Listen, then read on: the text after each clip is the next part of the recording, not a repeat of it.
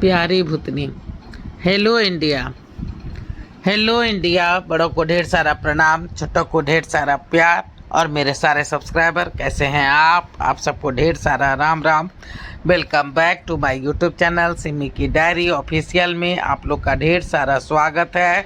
गणपति बप्पा मोरिया। दोस्तों, प्यारी भूतनी जो कि मेरा हिंदी उपन्यास है उसका 27 एपिसोड अब तक मैं रख चुकी हूँ। आज 28वां एपिसोड मैं आप लोगों के समक्ष रखने जा रही हूँ। तो मेरे 28वां एपिसोड में मैं आपका तहे दिल से स्वागत करती हूँ। अब तक आप लोगों ने देखा कि प्यारी भूतनी जो कि डॉली है उसे मुक्ति मिल गई है और वो मुक्ति मिलने के बाद जो है सो चली गई है, लेकिन 10 साल के बाद एक दिन जो है सो रात में वापस आती है। झुमरू कुछ दिन उसकी बहुत याद आ रही थी तो वो पार्क में ही सोया हुआ था। तो डॉली आती है, सबसे भेंट उठ करती है। उसके बाद बोलती है कि मुझे चेतन और मिता से भी मिलना है। तो उससे मिलने के लिए अस्पताल जाती है तो वहीं उसके गौरव से भेंट होती है जिसकी की मृत्यु हो चुकी है। तब डॉली बोलती है कि अब समझ में आया कि भूतनाथ ने मुझे आज यहाँ क्यों भेजा था। डॉली झुमरू को बोलती है कि इसका अंतिम संस्कार अच्छे से करा देना। डॉली सबसे भेंट करके वापस चली जाती है और जाने के पहले बोलती है कि अब मेरा जन्म होने वाला है और जल्दी मैं जन्म लेके आ जाऊंगी। 1 महीने के बाद ही डीएसपी साहब ने एक रात खुशखबरी दिया कि झुमरू मैं बाप बनने वाला हूँ। तो यहाँ तक आप लोग देख चुके थे, अब मैं आगे रख रही हूँ। देखते ही देखते 9 महीने बीत गए थे। मित्रा भाभी की डिलीवरी चेतन और मिता के ही हॉस्पिटल में बम्बई में ही हुई थी। एक सप्ताह के बाद ही पार्टी थी। सभी खुश थे, चहक रहे थे। एक बड़े से होटल में पार्टी रखी गई थी, सभी खुश थे।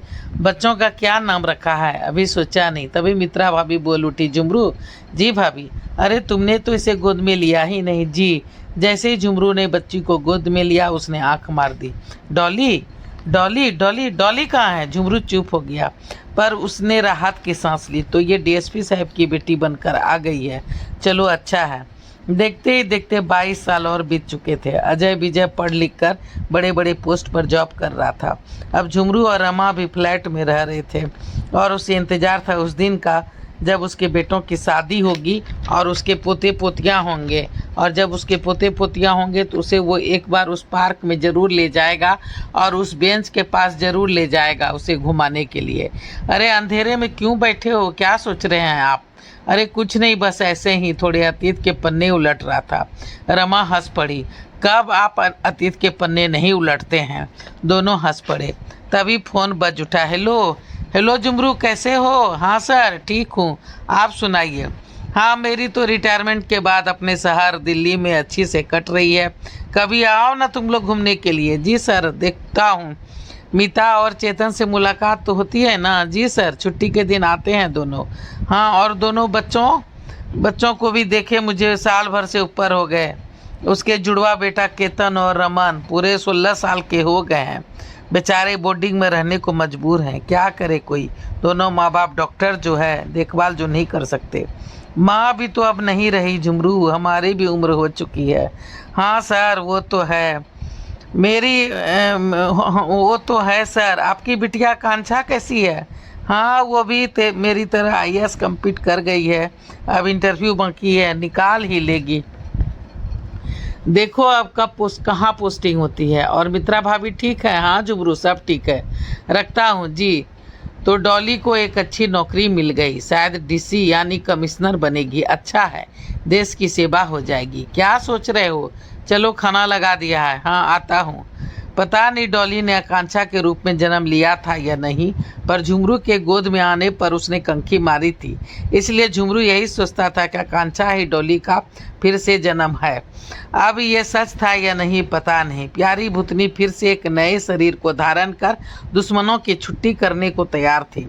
भगवान इस जन्म में उसे स्वस्थ शरीर, दीर्घायु, अच्छा जीवन साथी दे और वो दिन दुगुना रात चौगुना तरक्की करे। हमेशा झुमरू बैठा हुआ यही सब सोचता रहता था। क्या सोच रहे हो डैड? खाना तो खाओ। अरे हाँ, डैड और डैड की यादें। सभी हंस पड़े। अरे डैड की यादें नहीं भैया, प्यारी भूतनी की यादें बोलो। रमा डांटने लगती है। गलत बात, 1000 बार कहा है उनका नाम इज्जत से लो। वो तुम्हारी बड़ी मॉम के समान है। भगवान उन्हें शांति दे, वो जहाँ भी है अच्छी तरह से रहे, उन्हें बरकत मिले। घर में सभी जानते थे कि आज डॉली को गए हुए 21-22 साल हो गए हैं, पर झुमरू एक पल के लिए भी उसे नहीं भूल पाया था। मीता हो या चेतन या फिर उनके बच्चे केतन और रमन, वो दोनों भी अजय विजय की तरह यदा कदा हंसी ठिठोली करते रहते। सभी झुमरू को हमेशा चिढ़ाते, पर झुमरू कभी भी बुरा नहीं मानता था। बस एक ही विश्वास था कि मेरी डॉली डीएसपी साहब की पुत्री बनकर हम सबों के बीच पधार चुकी है। बचपन में ही 1-2 बार देखा था उसे, अब तो पूरे 22 वर्ष की हो गई होगी। पता नहीं कैसी दिखती है, इतने कम उम्र में ही इतनी तरक्की कर ली उसने। कमिश्नर बनने वाली है, भगवान उसकी रक्षा करे। रमा बोल रही है, ये लो। अरे आप कुछ खा क्यों नहीं रहे हैं? शायद डॉली दीदी की याद आ रही है। क्यों भैया? अरे मीता मौसी कैसी हो? हाँ ठीक हूँ, अचानक आ गई सरप्राइज देने। और मौसा जी, आज उनकी इमरजेंसी ड्यूटी है, मैं घर पर अकेली बोर हो रही थी इसलिए यहाँ आ गई। क्यों भैया कैसे हो? हाँ ठीक हूँ, चल खाना खा। जी सभी खाना खाने लगते हैं। थोड़ी देर में ही खाना पीना हो जाता है। रमा और मीता जो है सो गपशप में लग जाती है। पूरे 6 महीने बाद चेतन और मीता सप्ताह में 1-2 दिन फोन घुमाते रहते, हाल समाचार पूछते रहते। 10-12 दिन में घर पे भी आ जाते। केतन और रमा जब भी छुट्टियों में आते, रमा के घर ही ज़्यादा रहते, धमा चौकड़ी मचाते। चेतन और मीता निश्चित रहते कि दीदी न सिर्फ खाने पीने का ध्यान रखती है बल्कि घुमाने फिराने और शॉपिंग सब भी कराते रहती है। कभी कभी झुमरू भी साथ हो लेता। अजय विजय को तो काम से ही फुर्सत नहीं मिलता। सवेरे के गए रात के 10 बजे घर लौटते। मात्र रात का खाना ही सब मिलके साथ में खा पाते थे। उसी समय थोड़ी बहुत बातचीत हो जाया करती थी। विजय को काम के सिलसिले में अक्सर बाहर जाना पड़ता था, कभी बेंगलोर, कभी दिल्ली, तो कभी कलकत्ता, तो कभी देश से बाहर भी। अजय की नौकरी ठीक ठाक थी, घर से ऑफिस, ऑफिस से घर। दोनों की उम्र शादी की हो चली थी, पर दोनों आनाकानी कर रहे थे। गर्लफ्रेंड है या नहीं, ये रमा और झुमरू में से किसी को भी कोई पता नहीं था। वे दोनों इसके बारे में जानते ही नहीं थे और पूछने पर भी बच्चे नहीं बताते थे। आकांक्षा बचपन से ही विदेश में ही रही और पली बड़ी थी। काफ़ी उम्र में हुई थी, इसके बावजूद भी डीएसपी साहब ने उसे काफ़ी अनुशासन के साथ पाला पोसा था। छुट्टियों में घर आती थी तो भी बम्बई कम ही आना जाना होता था। मुश्किल से 4-5 बार ही बच्चे आपस में मिल पाए थे। पढ़ाई और बिजी शेड्यूल होने के कारण सबकी ज़िंदगी बिल्कुल बंद सी गई थी। पर इंटरनेट, व्हाट्सएप और मोबाइल के द्वारा घर के सभी बच्चे, 6 बच्चे आपस में जुड़े हुए थे, एक दूसरे को देखते, बातें करते। रमा भी उसमें शामिल हो जाती। बस दूर कटा कोई रहता तो वो था झुमरू। कभी काम से फुर्सत नहीं तो कभी और कोई बात। एक दिन विजय अपने काम से बाहर गया हुआ था, छुट्टियां खत्म हो चुकी थी। केतन और रमन भी हॉस्टल जा चुके थे। घर पर रमा और झुमरू थे। अजय ऑफिस गया हुआ था कि अचानक कॉल बेल बजा। रमा ने दरवाज़ा खोला तो खुशी से चहक उठी। अरे आप लोग आइए आइए, पूरे 5 साल बाद मुलाकात हो रही है दीदी। हाँ, इनकी ड्यूटी और इनके काम। रिटायर हुए पूरे 10-12 साल हो गए हैं, पर अभी भी कुछ ना कुछ इनका लगा ही रहता है। कभी क्लब, कभी मीटिंग्स, कभी समाज सेवा, तो कभी रैलियाँ। अपने तो देश विदेश घूमते ही रहते हैं। बच जाती हूँ मैं बुढ़िया, घर में अकेली। एक बेटी बुढ़ापा में हुई थी, उसे भी परदेश ने ही पाला। अब बस करो भाग्यवान, बस करो, कितना शिकायत करोगी मेरी। आइए अंदर आइए मेरा बेटा। अरे बेटा कांचा कैसी हो? पूरे 10 साल बाद मुलाकात हुई है। हाँ आंटी, पर हम तो इंटरनेट पर और मोबाइल पर तो आपस में मिलते रहते हैं ना। मित्रा भाभी बोल उठी, सुन लो ये आजकल के बच्चे। मुझे भी यही कहते रहती है कि रोज़ तो बातें होती है नेट पर, मुलाकातें भी होती है, फिर दूर में कहाँ हो तुमसे। विदेश में रह के पूरी विदेशी बन गई है मेरी बेटी। तभी आकांक्षा बोल उठी, क्या मम्मा, अगर मैं विदेशी होती तो यहाँ वापस आकर जॉब करती क्या? सही बात है, बार बार एक ही बात क्यों करती हो मेरे बेटा से? तभी डीएसपी साहब ने कहा, आपने ही बिगाड़ा है इसे। अरे हम बापों का काम ही है बिगाड़ना। फिर चार भाइयों के बीच बस 2 ही तो बहन है, एक अपनी आकांक्षा और दूसरी चंदा और कृष्णा की बेटी सना। रमा बोल रही है कि हाँ भाई साहब, सन्ना भी बहुत प्यारी बच्ची है। चंदा तो कम ही आ पाती है बम्बई। आप और भाभी और मीता और चेतन जब फुर्सत मिलता है आप लोग ही जाके मिल आते हैं। मैं तो बहुत कम मिली हूँ उन सब से। कैसे हैं सब? सब ठीक है। अरे इतनी बातें हो गई, ये झुमरू कहाँ है? आ रहा हूँ सर। प्रणाम सर, खुश रहो।